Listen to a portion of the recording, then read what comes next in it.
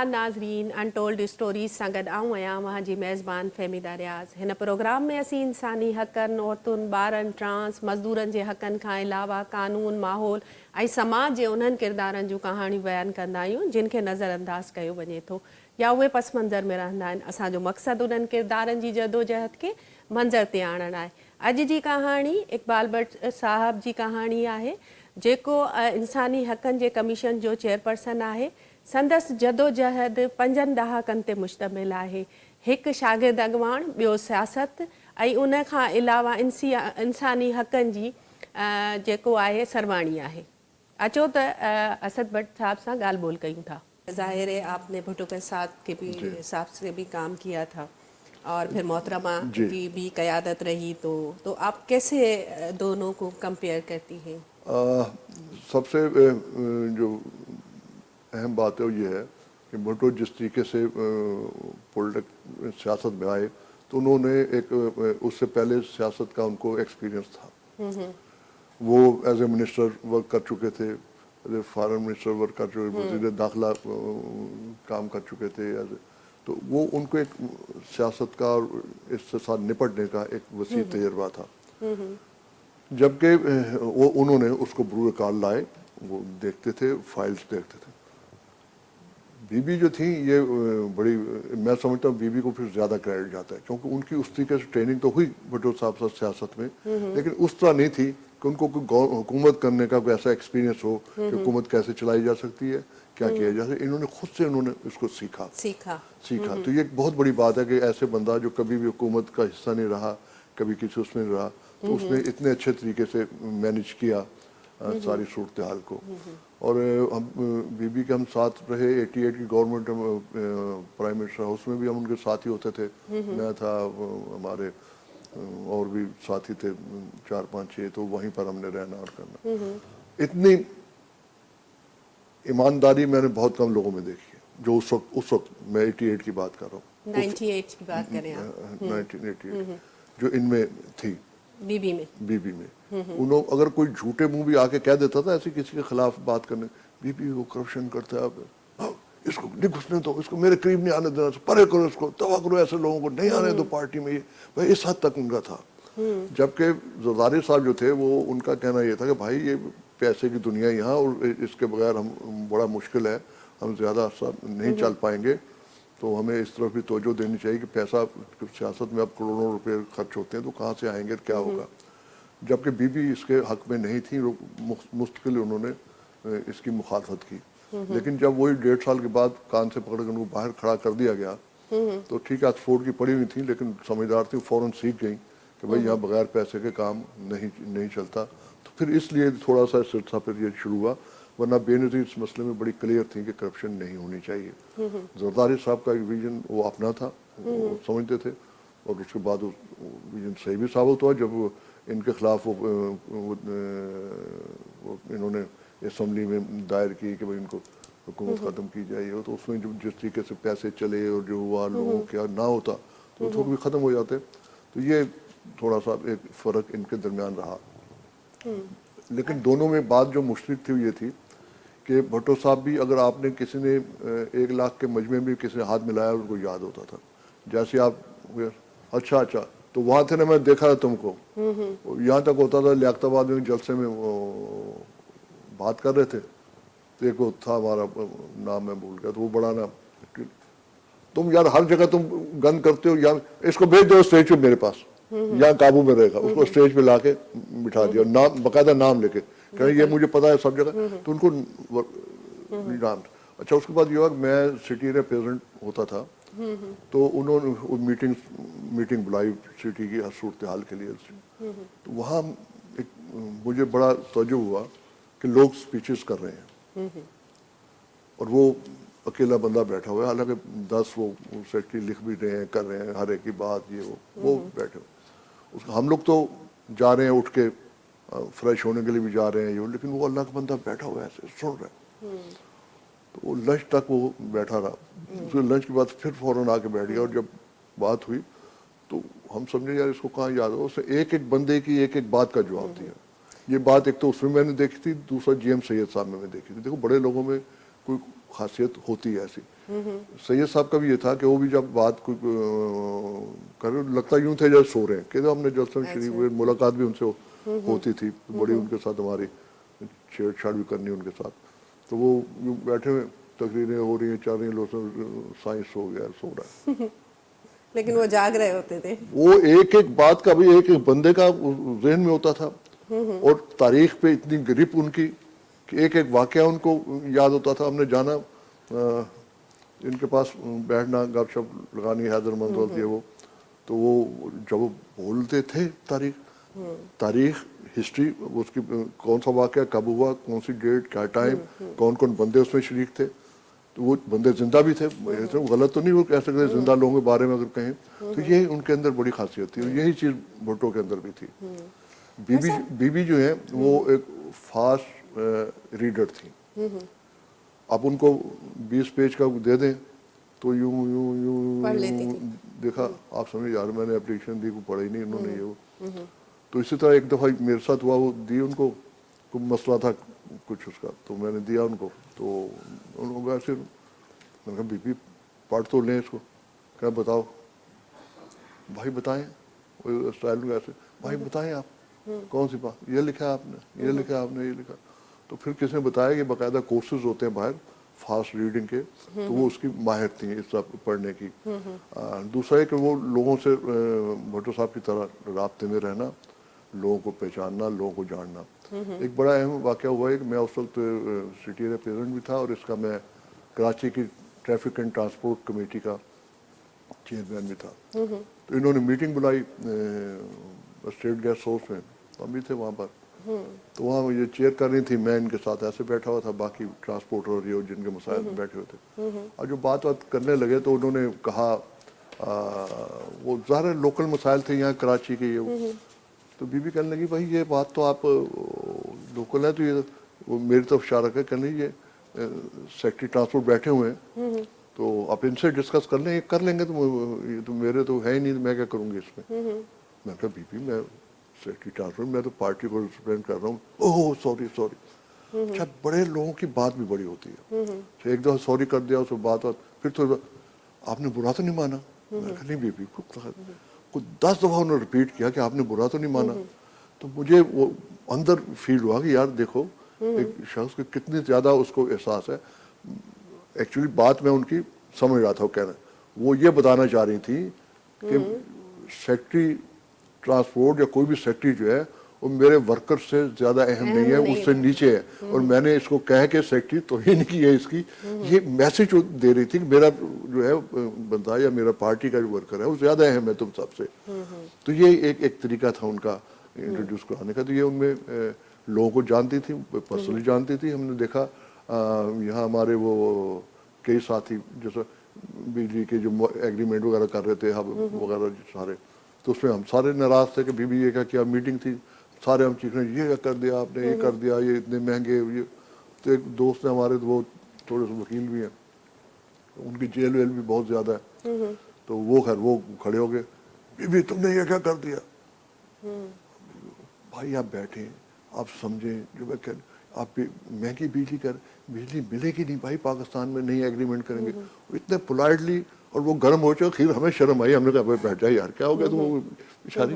تو یہ بڑے لوگ جو ہیں وہ پھر اسی طریقے سے اس کو اس لیے اللہ ان کو پھر عزت اور مقام دیتا ہے کہ وہ لوگوں کے ساتھ ان کا رویہ، لوگوں کے ساتھ ان کی بات چیت، لوگوں کے درمیان رہنا. میں نے نہیں کبھی دیکھا ان کو کہ کبھی کسی کے ساتھ بدتمیزی یا ریشمی ہو، بڑے پیار سے. تو یہ ان کا ایک خاصیت تھی بی بی کی. بٹ صاحب ہمارے دیکھنے والوں کو یہ ضرور بتائیے گا کہ کراچی میں اردو بولنے والوں کی قیادت تھی، تو انہوں نے پی پی سے کنارہ کشی کیوں اختیار کی؟ دیکھیے یہ میں اکثر ایک بات کرتا ہوں کہ یہ جو اس اتفاق سے اب میں سارے اس میں گواہ ہوں، وہ یہ تھا کہ ہم لوگ وہاں پر محمد علی گبول صاحب کو تو وہاں سے ہم نے جتا لیا تھا. تو اس کے بعد ہمارا ایک جہاں یہ 90 ہے اس کے پاس ایک کونے پہ ایک ہم نے بنایا ہوا تھا اپنا حلقہ احباب. تو اس میں ہم لوگ بیٹھتے تھے، شطرنج وغیرہ کھیلنی، شاعری، اس پہ بات کرنی. تو وہ استاد اختر رضوی، ہم ان کو استاد ہی کہا کرتے تھے، وہ لیفٹ کے بھی تھے، اور جی ایم سید صاحب کی کتابیں انہوں نے ٹرانسلیٹ کی، اور بڑا ان کے ساتھ بھی ان کی بڑی محبت تھی. تو باتیں یہ اس لیے ڈسکس کرتے تھے یار ہم یہاں سے رائٹ پارٹیز کی پاؤں نہیں اکھیڑ پائے. تو اس وقت انہوں نے کہا کہ بھائی ایسا کرے، یہ جو ہے یہ صرف ایک ہی طریقہ ہے، وہ ہے کہ نیشنلزم یا نیشنلز یوز کرتے ہوئے پارٹی بنائی جائے، وہی ان کو کاؤنٹر کر سکتی ہے، ادروائز ایسا ان کو کرنا یہاں مشکل ہے. پھر انہوں نے اس پہ کام شروع کیا، لکھنے کو ہم تو ساتھ تو شروع کر دیا. تو اس میں پھر آہستہ آہستہ مختلف لوگ آئے. اس وقت ایک تھے اپنا عارف باشانی، اور لوگ مسعود تھے، طارق مہاجر تھے، یہ لوگ کافی سارے. تو یہ ان کو اس نے ٹرینڈ ویٹ کرنا شروع کیا. اسی دوران یہ بھی آگے ہمارے الطاف بھائی بھی. تو وہ خیر انہوں نے باقاعدہ اس کو اسپیچ کرنا، کہاں رکنا ہے، کہاں بولنا ہے، کہاں آواز اٹھانی ہے، کہاں نیچی کرنی ہے، پوری ٹریننگ دی اور پورا پلان بنا کے دیا پیپرس اس کے اوپر کہ کیسے چلا جائے گا، ہمیں اگر ہم پاور میں آ جاتے ہیں تو ہمیں کیا ملے گا، کیا نہیں ہوگا. اس وقت بھی پارٹی نے غلطی کی کہ یہ لوگ جو تھے یہ مانگ رہے تھے 50 سیٹیں کہ ہمیں 50 اس کی کے ایم سی میں 50 وہ دے دیں تو ہم جو ہے ہم آپ کے ساتھ ہیں، ہم آپ کو سپورٹ کریں گے. جبکہ پارٹی نے کہا کہ نہیں، وہ غلط اسیس کر پائی. اس نے کہا نہیں جی ہم تو آپ کو کچھ دینے کی تیار نہیں، ہم تو خود سویپ کریں گے، اور ہمیں کیا ضرورت ہے آپ کو سیٹ دے رہے، آپ کے ساتھ ہی کریں. تو یہ یہاں سے پھر یہ ایک علیحدگی کا ایک الگ سے شروع ہوا. اچھا، اس میں بات پھر فوری طور پہ پہلے تو نام آیا اختر رضوی صاحب کا کہ جی ان کو وہ میئر بنایا جا رہا ہے، یہ ہو رہا ہے، فلانا ہو رہا ہے، ڈمکانا ہو رہا ہے. پھر اچانک ایک دن پتہ چلا کہ ان کے گھر پہ کارکنوں نے حملہ کیا، پتھراؤ کیا، اور وہ کوئی اس طرح کا واقعہ ہوا. میں اور ایک دو اور ساتھی تھے ہمارے، ہم لوگ گئے ملنے میں، کہ دوست ہے ساتھی ہیں ہمارے، ملنے کے لیے گئے ان گھر پہ. تو اندر تھوڑی خسر پھسر کی آواز آئی ہے. پھر انہوں نے کہا نہیں بلا لیں، کیا ہوا، پارٹی کے ہیں، پیپلز پارٹی کے دوست ہیں ہمارے، بلا لیں. اندر گئے تو اپنے الیاس شاکر قومی اخبار والے یہ بیٹھے ہوئے تھے، اور بھی 2 صحافی تھے. یہ بات ہوئی تو میں نے کہا اس سے، میں نے کہا استاد کیا کیا آپ نے؟ تو یہ تو غلط ہو گیا مسئلہ. تو کیا کہنے لگے یار بس ان کو اب کہیں اور سے ہدایتیں ملنے لگ گئی ہیں. انہوں نے واضح کہا ان کو ایجنسیوں کے اس پہ چلے گئے پے رول پہ، وہاں سے ان کو ہدایتیں مل رہی ہیں، وہ ان کو چلا رہے ہیں، وہ جہاں بھیجیں گے جو کریں گے یہ اس کو اسی طرح کریں گے. تو شروع میں تو ہم خوش تھے. دیکھیں جو سیدھی سی بات ہے کہ ہم یہ سمجھتے تھے چلو ایک مڈل کلاس قیادت جو ہے جاگیرداری اس کے مقابلے ابھر کے آئی ہے. لیکن پتہ ہی چلا کہ وہ سب سے بڑے جاگیردار وہی ثابت ہوئے. کہ بھائی ایک طرف آپ عوام کی بات کر رہے ہیں، دوسری طرف آپ 100 بندہ جو کلاشنکوف آپ کی گاڑی کے ساتھ بھاگ رہا ہے. تو لیڈر کو تو خوف ہی کوئی نہیں ہوتا. ہم نے کبھی دیکھا مولانا باشانی کے ساتھ کوئی لوگ ہوں اس طریقے سے، یا کلاشنکوف اٹھائے ہوئے، ڈنڈے بھی ایون اٹھائے ہوئے. وہ تو ایسے کلندروں کی طرح لوگ چاہے. ہم تو اس طرح کے مظاہرے یا لوگ دیکھے تھے. ذوالفقار بھٹو بھی جب تھے تو چھاتر میں آتے تھے گاڑی میں، اپنے بیٹھ گئے، یا جلسے میں آنا ہے گاڑی میں آ کے اترے، وہیں اسٹیج پہ چڑھے، اپنے بات کی انہوں نے. کبھی ان کے ساتھ کوئی فوج یا اس طریقے سے نہیں ہوتی تھی. تو ہمیں بڑا عجیب لگا. تو ہم نے کہا یار یہ ہم کس عذاب میں پھنس گئے. تو وہ پھر ہم نے ان کو چھوڑ دیا، منع کر دیا کہ ہم آپ کے ساتھ کام نہیں. ورنہ شروع میں یہ تھا کہ چلو ان کی ہیلپ کریں گے، کچھ کریں گے. لیکن اس ثابت یہ ہوا کہ یہ فیوڈلزم کا ایک دوسرا پہلو ہے. تو اس لیے ہم نے ان کو پھر چھوڑ دیا. بہرحال اس کے بعد انہوں نے میرے ہاں گھر پہ بھی حملے ہوئے، 2-3 دفعہ آگ لگانے کی کوشش کی. آپ کراچی سے بھی در بدر ہوئے تھے آپ کچھ ہاں جی، دنوں کے لیے؟ جی مجھے پھر 2 سال کے لیے پھر لاہور شفٹ ہونا پڑا بچوں کے ساتھ. کیونکہ انہوں نے ملازموں نے آ کے بتایا جی رات کو انہوں نے آپ کو مارنے کا پورا پلان تھا، تو وہ تو آپ نکل جائیں یہاں سے ورنہ یہ مار دیں گے اب آپ کو. پہلے تو تھا نا کوئی چھوٹی، اب یہ پارٹی اصولی طور طے کر لیا انہوں نے آپ کو مارنا ہے. پھر میں نے بہتر یہ بھائیوں نے بھی کہا کہ یار آپ نکل جائیں، اب ایسی کون سا کاروبار میں ہمارا حصہ بن رہا تھا اب تو اور مسئلے کھڑے ہوں گے. تو وہاں چلے گئے. تو وہاں بھی بس پھر اسی دوران وہ ہمارا بن گیا تھا پاکستان انڈیا پیپلز فورم. پھر اس میں وہاں لاہور میں پہلی میٹنگ ہوئی 94 میں. پھر وہ سلسلہ وہ چلا کافی عرصہ. اس پہ بھی کافی بہت زیادہ ہم کو اسٹیٹ کی طرف سے، مولویوں کی طرف سے، یہ کافر ہیں اور یہ ایجنٹ ہیں اور یہ ہے وہ ہے، پتہ نہیں کیا کیا کہا. ہم نے کہا آئیں گے تو واپس ٹانگیں توڑ دیں گے. اس میں تھا، شیما بھی تھیں، انیس ہارون تھیں، زیادہ عنا تھیں، اور اس طرح طاہر محمد خان صاحب تھے یہاں سے، اور بہت سارے لوگ تھے، کیا نام ہے ان کا، گوہر وہ تھیں، تو یہ سب اور بہت سارے. تو وہ ہم نے کہا بڑے وہاں پریشان، ہم ساتھ روڈ بیٹھے یار اب کیا ہوگا. میں نے کہا یار کچھ بھی نہیں ہوگا، اللہ مالک ہے. وہ پھر ڈاکٹر مبشر صاحب نے پھر بات کی جماعت اسلامی کی جو ہائی اپس ہیں ان سے کہ بھائی یہ کیا مسئلہ، ابھی ہم تو ایک کام کر رہے ہیں دوستی کے لیے اس کے لیے. تو وہ پھر تھوڑا سا مسئلہ ہوا، لیکن وہ یہ تھا کہ کافی زیادہ اس میں وہ تھا. تو اس میں جسٹس دعا پٹیل صاحب وہ بڑے محبت کے ساتھ ہمارے ساتھ رہے، اور بڑا کچھ ہم نے ان سے جسٹس دعا پٹیل صاحب سے سیکھا. پھر اسی طرح 94 میں human rights commission of Pakistan کا باقاعدہ ایکٹیو تو تھے، ساتھ آتے جاتے تھے. میں پھر ممبر بنا میں، تو بڑا اچھا لگا. اچھا تھوڑا سا اس میں یہ بھی ہوا نا، اب وہاں تو ایک پارٹی کی وجہ سے ہم ایک سائڈ میں بند جاتے تھے، یا اب سارے لوگ آ رہے ہیں، پیپلز پارٹی کے لوگ آ رہے ہیں، جماعت اسلامی آ رہی ہے، اور بھی کسی کا اگر مسئلہ ہے. تو اس سے پہلے آپ جب HSP میں آئے ہیں، اس سے پہلے آپ نے کب اپنی راہیں جو ہیں وہ PPP سے الگ کی تھی؟ یہ بس اس کے بعد ہی جو یہ جلسے سے جب دیکھا کہ اب کام نہیں کر رہے ہیں صحیح طریقے سے، اور کرپشن جو ہے آہستہ آہستہ شروع ہو گئی ہے. اچھا اکثر لوگ جو ہے نا بھٹو صاحب کے پہلے ٹینیور میں کوئی اس طرح کے کرپشن کے کچھ وہ نہیں تھے، واقعات وغیرہ نہیں تھے. تو باہر ہم رہے، لیکن چونکہ اس کے بعد تو پھر جنرل ضیاء کا دور آ گیا، تو یہ آ گیا، تو پھر وہ خود ہی پھر ہو گئے. اس میں بھی اس دور میں اسد صاحب وہ بہت مشکل تھا، بہت مشکل دور تھا. دیکھیے اس میں حالت یہ تھی کہ کچھ دوست ہمارے پاس آئے، جس میں نسیمہ نگار لیبر لیڈر تھی خاتون، اور بھی ایک عارف بیگ جو بعد میں کینسر میں مر گئے پیپلز پارٹی کے، بڑے غریب کارکن تھا، اللہ اس کو جنت نصیب کرے. بے نظیر بھی گئی تھیں، اس کے گھر پہ بھی گئیں اس کی مدد کے لیے سب کچھ. تو وہ میرے پاس آیا. ایک اور تھا ستار، عبدالستار رکشے والا کہتے تھے اس کو، وہ 3-4 لوگ ہی آئے. اب 3 ٹیسٹڈ لوگ وہ میرے پاس آئے، اور انہوں نے کہا جی ہمیں کام کرنا چاہیے. اس وقت پابندی تھی نا، وہ جنرل ضیاء نے تو گھیرا ہوا تھا، کوئی نکل نہیں دے رہا تھا. کچھ کرنا چاہیے، یہاں ایکٹیویٹی کریں، یہ کریں وہ کریں. تو یہ بات ہو رہی تھی. میں نے کہا ٹھیک ہے، میں تیار ہو گیا. اس میں یہ تھا کہ میں کو تھوڑا سا فائنینشیل بھی ہیلپ کروں، یہ کروں. بیگم صاحبہ بھی کر رہی تھیں. تو یہ اس طریقے سے کر کے جب بات ہوئی، میں نے کہا ٹھیک ہے ہم کرتے ہیں، بالکل کام کرتے ہیں، جو ہم سے میرے ذمہ آپ کام لگائیں گے ہم کریں گے. بس یہ آدھے پونے گھنٹے کے اندر اندر مجھے ٹیلی فون آتا ہے. مارشل ایڈمنسٹریٹر خواجہ افضل تھے ان کا، کہ ڈاکٹر صاحب ہم تو آپ کو بچانے کی بہت کوشش کر رہے ہیں، آپ باز نہیں آ رہے، اب آخری وارننگ ہے، ورنہ پھر آپ خود ذمہ دار ہوں گے. اور میں نے ان سے کہا، میں نے کہا یار یہ کون ہے وہ ہمارے اندر.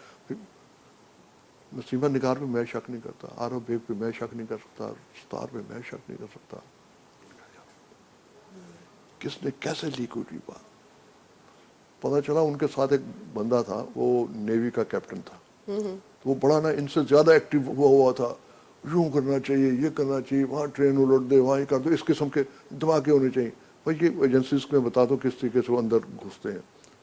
تو وہ بعد میں وہ پھر پتہ انوار یا نواز کوئی ایسا نام تھا اس کا، وہ پھر پتہ چل گیا کہ اس کی وجہ سے یہ سارا مسئلہ ہو رہا ہے.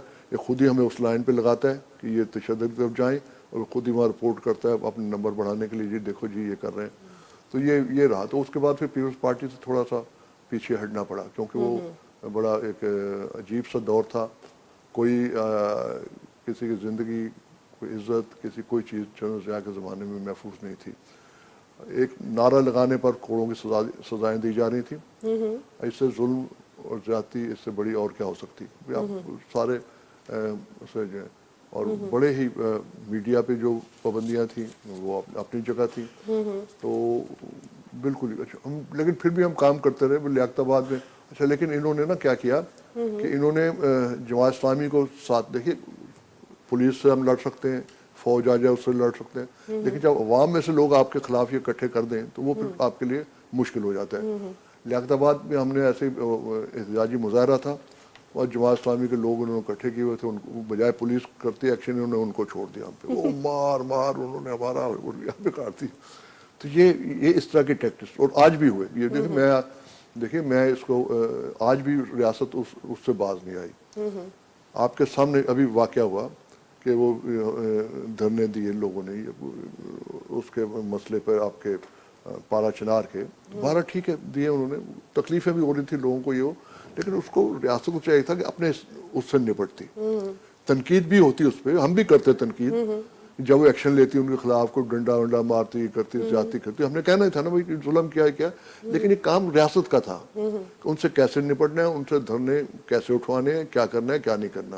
اس کی بجائے انہوں نے سپاہ صحابہ کو لا کے سامنے بٹھا دیا. اور آپ لوگوں میں ایسے مذہبی منافرت پیدا کرنے کے بجائے اس کے کہ لوگوں کو اکٹھا کریں, ان کے اندر اتحاد و یکجہتی پیدا کریں, آپ ان کو مذہب اور اس پہ تقسیم کر رہے ہیں. وہی انگریزوں والی پالیٹکس آج بھی.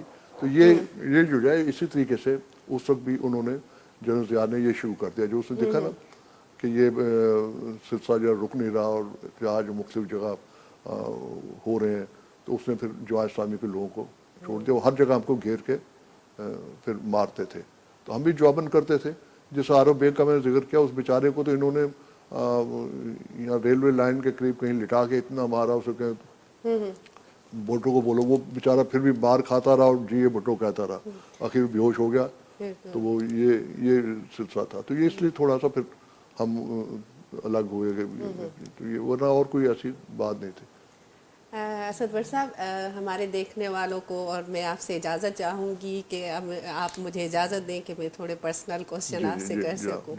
تو جس دور کی بات کریں, اگر ہم آج ینگسٹرس کو دیکھتے ہیں کہ 20-25 میں عشق بھی کر رہے ہوتے ہیں اور سیاست سے دور ہو رہے ہوتے ہیں, بہت ساری ایسے چیزیں, تو آپ جس دور میں آپ نے یہ ساری چیزیں شروع کی تھیں, آپ 18-19-20 سال کے تھے, اس کے بعد آپ کو اس دورانیے میں کوئی ایسا شخص پسند آیا کہ آپ نے کہا کہ اب اس کے ساتھ چلنا ہے, تو ایسا کوئی شخص آپ کو پسند آیا؟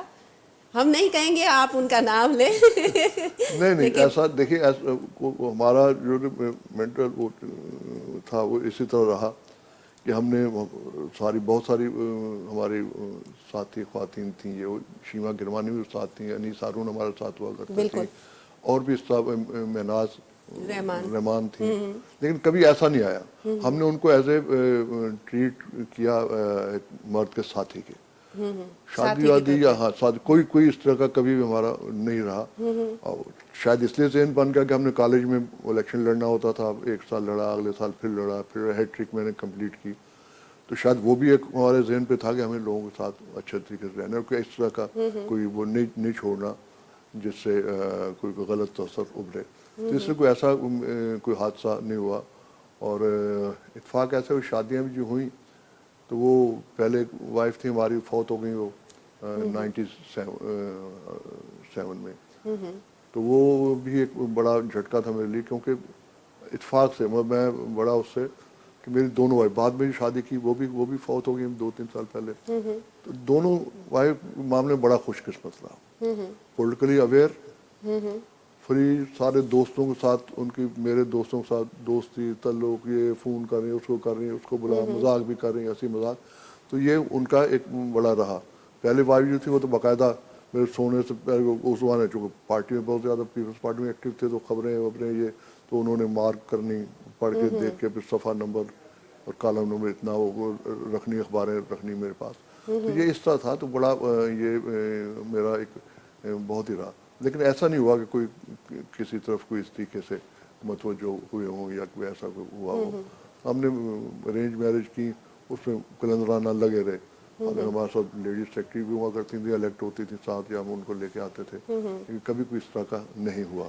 اتفاق ہے, ویسے ہونا چاہیے تھا. بعد میں اکثر کہتا ہوں کہ یار جس کو یہ چھو کے نہیں گزرتا نا محبت کا یہ لمحہ, وہ بڑا نالائق بنا ہوتا ہے. بالکل. اچھا, آپ بات کر رہے تھے انسانی حقوق کمیشن میں آنے کی, پھر ظاہر ہے آپ نے آسما جہانگیر, آئی رحمان کے ساتھ بھی کام کیا, تو یہ تجربہ آپ کا کیسا رہا؟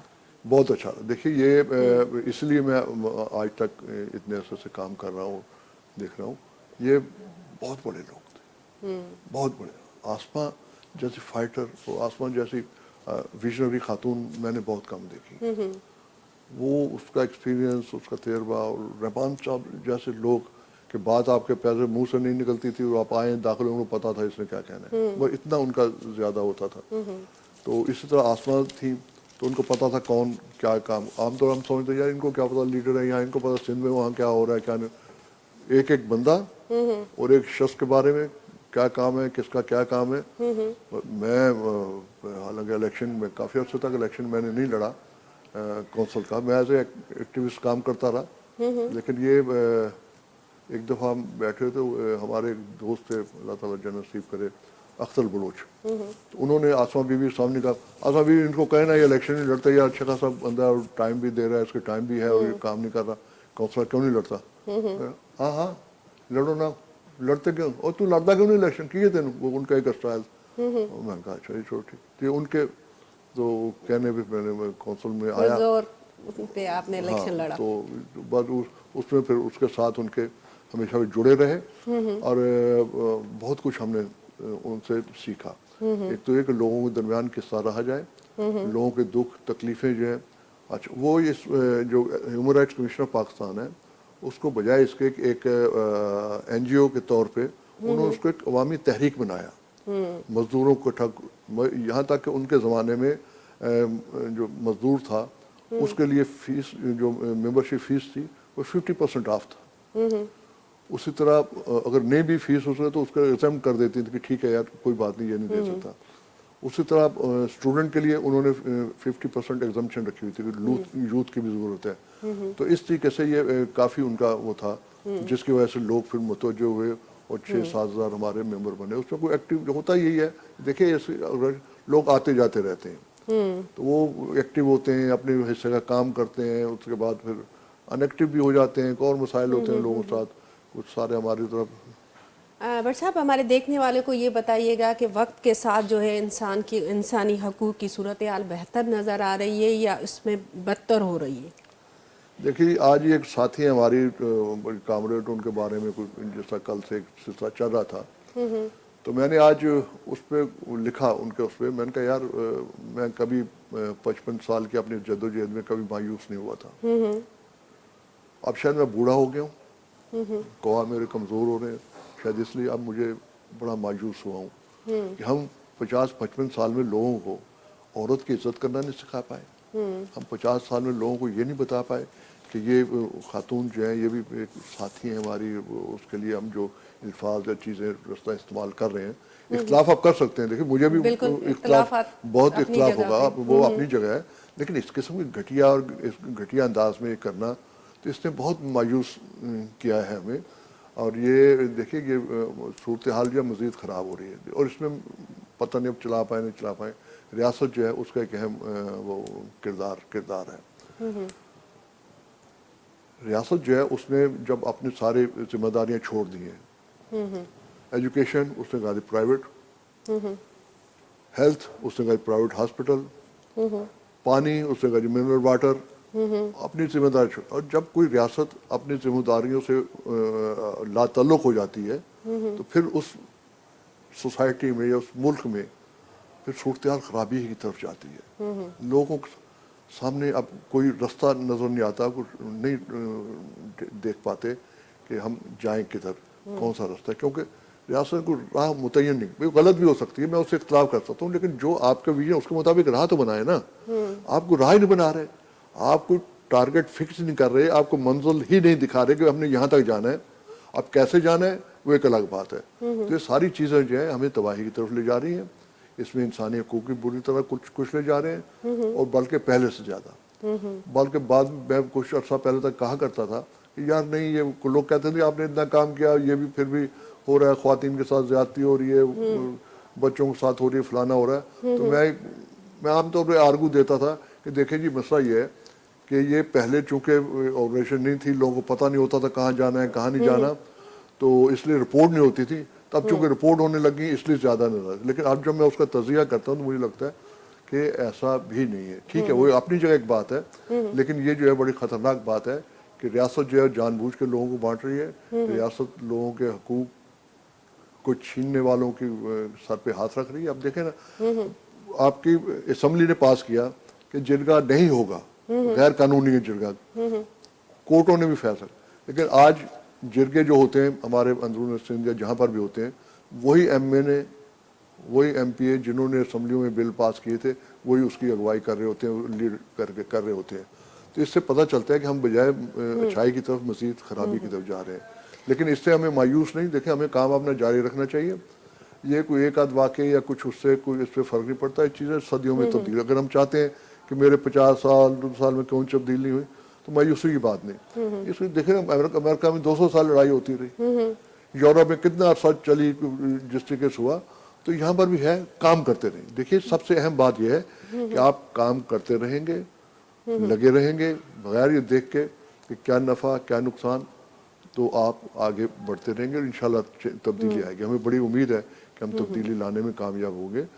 خواتین کے بارے میں جو ہے دیکھیے اس میں شاید پتہ نہیں آپ کو ٹائم ہے نہیں، لیکن بڑی اہم بات ہے کہ دیکھیے یہ اس میں خواتین کے لیے عام طور پہ میں کہتا ہوں، کہتے ہیں جی کلرجی، وہ جو ہے ہماری کلرجی اور ہمارے پیٹریارکی جو ہے، میں کہتا ہوں یہ پیٹریارکی کا کوئی جھنڈا بردار نظر تو نہیں آتا. کوئی کہہ رہا ہو کہ جی نہیں جی مردوں کا ہونا چاہیے، سارے ہاں جی ہاں عورتوں کو ٹھیک ہے جی ہونا چاہیے. وہ اس لیے کہتے ہیں کہ انہوں نے ایک کمپیوٹرائز پروگرام جو سیٹ کر دیا کہ کیسے چلنا ہے. تو اب وہ اس پروگرام کے تحت اب دیکھیں، میں اکثر مثال دیتا ہوں کہ کہیں پر بھی سسٹم دیکھیں کس طرح ذہن بنتے ہیں. کہیں کوئی بزرگ خاتون فوت ہو جاتی، تائی اماں کو چچی، تو خواتین جو وہاں بیٹھی ہوتی ہیں تو کیا باتیں کر رہی ہوتی ہیں، بی جی بڑے اچھے تھے جی، ہماری چچی بڑی اچھی تھی، ہماری تائی بڑی اچھی تھی. انہوں نے تو کبھی کچھ مانگا ہی نہیں. انہوں نے کبھی کہا جو پہنا دیا پہننے وہ پہن لیا، جو کھلایا انہوں نے کھا لیا، انہوں نے کبھی کوئی احتجاج نہیں کیا اسی بات پہ. تو اب اس سے ہی ہوتا ہی ہے کہ جو بیٹھی ہوئی خواتین ہوتی ہیں ان کو یہ مل رہا ہوتا ہے سبق، یار ہمیں بھی بی جی کی طرح اچھا بننا چاہیے، اسی طرح کا اچھا جیسی وہ تھی کہ نہ ہماری کوئی اپنی رائے ہو، نہ ہم کھانے کے لیے کچھ مانگے، نہ پڑھنے کے لیے مانگے. تو اس ذہن کی تربیت اس طرح کر رہے ہیں. تو اس کو تھوڑا سا دیکھنا ہوگا اور ہمیں اس کو اس طریقے سے کام کرنا ہوگا.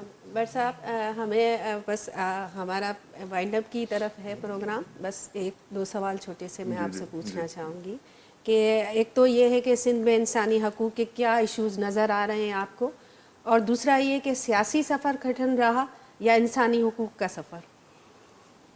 دیکھیے جی سفر تو کوئی بھی، اگر آپ ایمانداری سے کوئی بھی کام کرتے ہیں تو پھر تو آپ کو کٹھنائیں برداشت کرنی پڑتی ہیں. یہ تو ایسے ہی جیسے کانٹوں کے راستے پہ چلنا، وہ چاہے سیاسی ہو. سیاست میں ہم سے بہت سارے لوگ اختلاف کر سکتے ہیں، بڑی اچھی پوسٹوں پہ بھی رہے، ذمہ داریوں پہ رہے، بیوی کے بڑے قریب بھی رہے، لیکن کوئی ہمیں یہ نہیں کہہ سکتا کہ ہم کرپشن میں انوالو ہوئے. یہاں تک ہے کہ ابھی جب یہ آئی ایس آئی ہماری آئی ایس آئی وہ جب ہم کو اس سے کرتے ہیں بلاتے ہیں تو ہم ان سے یہ کہتے ہیں کہ بھائی آپ پھر ریسٹ کر دیں، ہمیں بھی غائب کر دیں. کہتے ہیں جی ایک چیز ہے، وہ فائل اتنی موٹی پڑی ہوتی ہے کہ یہ فائل پڑی ہے، اس میں سب کچھ لگا ہوا ہے. پہلے جب 10,000 لوگوں میں آپ کا نام پرنٹ ہوا تھا وہ بھی لگا ہوا ہے کٹنگ میں، لیکن ایک چیز مسنگ ہے اس میں، وہ یہ ہے کہ آپ کرپٹ نہیں ہے. اب جو کر رہے ہیں ایمانداری سے کر رہے ہیں، اس لیے آپ بچے ہوئے ہیں. تو یہ چیزیں آپ کو آگے کی طرف لے جاتی ہیں اور آپ کے منزل کو آسان کرتی ہیں. لوگ آپ سے جڑے رہتے ہیں، وہ کہتے ہیں ٹھیک ہے غلطی کی ہوگی لیکن باہر بندہ کرپٹ نہیں ہے. تو یہ ہے، تو یہ اس کو ہمیں جو میرے نئے ساتھی ہیں، دیکھیے ایک اور چیز وہ یہ ہے کہ آپ لوگوں کے آگے پہاڑ بن کے کھڑے نہ ہو، لوگوں کو راستہ دیں نئے آنے والوں کو. میں نے ہمیشہ سے یہ کیا. میں نے اتنے سارے، میری جو سب سے بڑی کامیابی ہے کہ میں نے لوگ پیدا کیے ہیں. آپ دیکھتے ہوں راہیں گے بنائی لوگوں کے لیے. ان کے آگے کوئی ہوتا بھی ہے نا، جیسے ہمارے وائس چیئر پرسن بٹ صاحب آپ، میں نہیں تو بولے چلو بات کرو، وہ لوگ آگے ہیں سامنے آئے، یار ہم نے اپنے حصہ گزار چکے ہیں لائف کا، اب ان کو کام کر. یہ جتنی ہماری اپنے نیشنل خواتین لیڈر ہیں، سارنگ ان کی وائف بھی ہیں اور بھی لوگ ہیں، ہم نے ان کو بولنا سکھایا. بلوچستان کی ساتھی آتی تھی، ہم نے ان کو بولنا، وہ بولنا ان سے منہ سے آواز نہیں نکلتی. بیچاری جس کا باپ گم ہو جاتا کچھ ہوتا ہے تو اس کی تو آواز نہیں نکلتی. تو میں ان کو میں بیٹا کھڑے ہو جاؤ، وہ جو آتی نا، اب سارے لوگ بیٹھے ہوئے بیٹا کھڑے ہو جاؤ. وہ پہلے تو سمجھ جاتی، کھڑی ہو گئی جھجکتی ہوئی، دوپٹہ بڑا لیا. میں کہا ہاتھ بلند کرو، ہاتھ بلند کیا. میں کہا نعرہ لگاؤ جو بھی اس کا گرو، ارشد، میں ارشد بلوچ ہوں، میں ارشد. وہ پہلے آئے میں نے زور سے بولو، اندر سے آواز نکلے، تمہارا بھائی ہے یا تمہارا ماموں یا چچا گیا ہے، آواز نکالو، تم نہیں لڑو گی تو ہم بھی گھر بیٹھ جائیں گے. ان کو لڑنا سکھایا. تو یہ ایکچولی یہ کام ہے کرنے کے سوسائٹی میں، لوگوں کو راستہ دیں، پہاڑ بن کے کھڑے نہ ہوں. हम उनसे कहते, आज हम उनको कहते हैं भैया आप लीडर हो, अब आगे चलें, काम करें आप, हम आपके पीछे खड़े हैं, हम आपकी जो हमसे मदद है वो हम चाहें, लेकिन हम लीडर नहीं, लीडर जब यूथ को और उसका क़यादत नहीं देंगे तो आप ख़त्म कर देंगे अपने आप को। बहुत शुक्रिया बट साहब, आपने अपना इतना कीमती वक्त दिया और हमारे नाजरीन ने आज आपके हवाले से बहुत ऐसी चीज़ें, बहुत ऐसे पहलू होंगे जो उनके सामने आए हैं, तो हम आपका बहुत बहुत शुक्रिया करते हैं आप हमारे प्रोग्राम में आए। नाज़रीन तव्हां ॾिठो त अॼु असां असद भट्ट सां ॻाल्हि ॿोल कई आहे, हुन जी ज़िंदगीअ जे बाबति असां अहिड़ा पहलू आहे जिन जे बारे में ॻाल्हि ॿोल कई, ऐं ईंदड़ प्रोग्राम में असीं अहिड़ा ॿिया बि मौज़ू खणी ईंदासीं ऐं ॿियूं स्टोरियूं हूंदियूं ऐं जेके उन्हनि फ़र्दनि सां रिलेटेड हूंदियूं। त हिन प्रोग्राम में फ़हमीदा रियाज़ खे इजाज़त ॾींदा अलावाई।